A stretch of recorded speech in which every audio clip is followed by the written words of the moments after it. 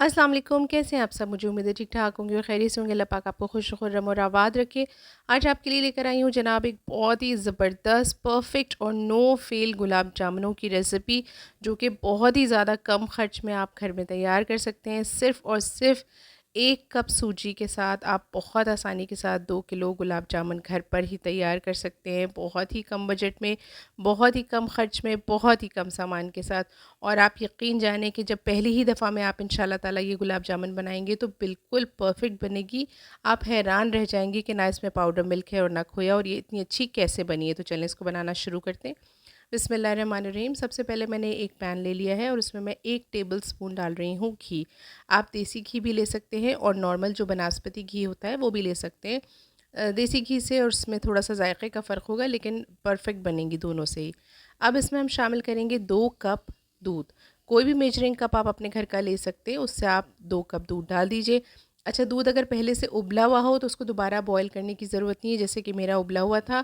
अगर आपका दूध पहले से बॉयल नहीं था तो फिर अब आपको इस स्टेज पे बॉयल कर लेना है।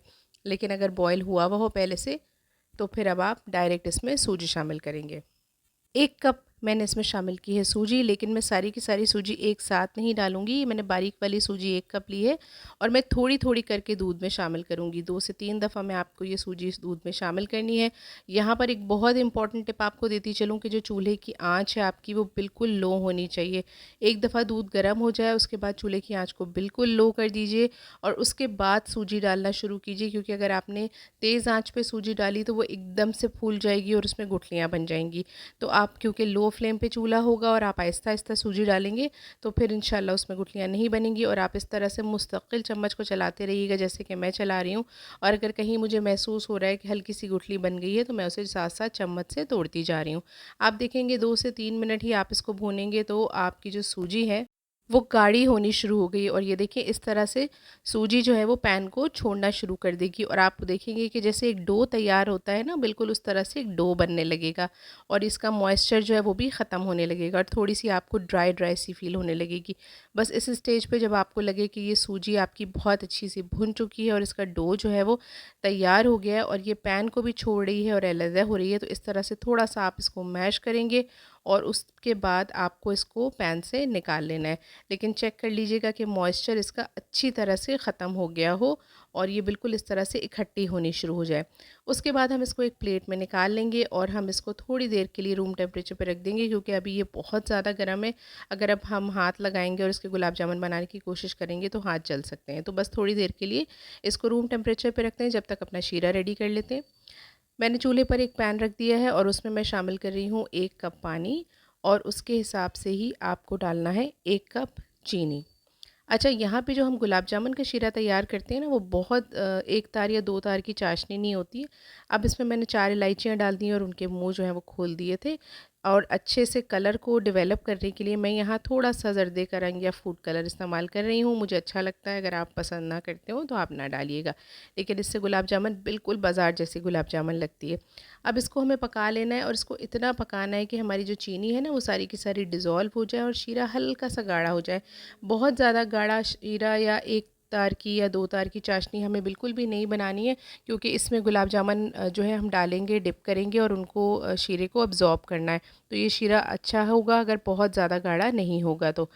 अब देखें दूसरी तरफ हमारे जो हमने डो बना के रखा था ना, वो हल्का-सा ठंडा हो गया है, इतना कि हम हाथ लगा रहे हैं तो हाथ नहीं जल रहे। अब इस स्टेज पे मैंने 1 टेबलस्पून दूध लिया है और उसमें बिल्कुल 1 चुटकी, आप देख रहे हैं मैंने बिल्कुल हाथ से आपके सामने चुटकी से डाला है। खाने का जो सोडा होता है, मीठा सोडा, वो हमने शामिल किया है और इस तरह से अपने डो को फैला देंगे और उसमें ये 1 चम्मच दूध हम शामिल कर देंगे। साथ ही हमने ले लिया है 1 टेबलस्पून घी, देसी घी, और वो भी हम इसके अंदर ही शामिल कर देंगे। उससे क्या होगा, इन दोनों चीज़ों से आपका जो डो है वो बहुत चिकना सा, परफेक्ट और स्मूथ बनेगा और आपके गुलाब जामुन जो है वो हल्के से फूलेंगे भी और बिल्कुल गोल से हो जाएंगे और बहुत प्यारे से लगेंगे, बिल्कुल जैसे बिल्कुल बाज़ार के होते हैं। आप यकीन जानें कि मेरी इस बताई हुई रेसिपी से जब आप गुलाब जामुन बनाएंगे तो इंशाल्लाह ताला आपके गुलाब जामुन पहली ही दफ़ा में ना सिर्फ परफेक्ट बनेंगे, बल्कि कोई पहचान नहीं पाएगा कि ये आपने घर पर तैयार किए हैं। और देखें, बस इस तरह से आपने थोड़ा सा दबा दबा कर थोड़ा सा हाथ में बैटर लिया और इसकी गोल सी एक बॉल बना ली। ये आपका जनाब गुलाब जामुन बिल्कुल रेडी है।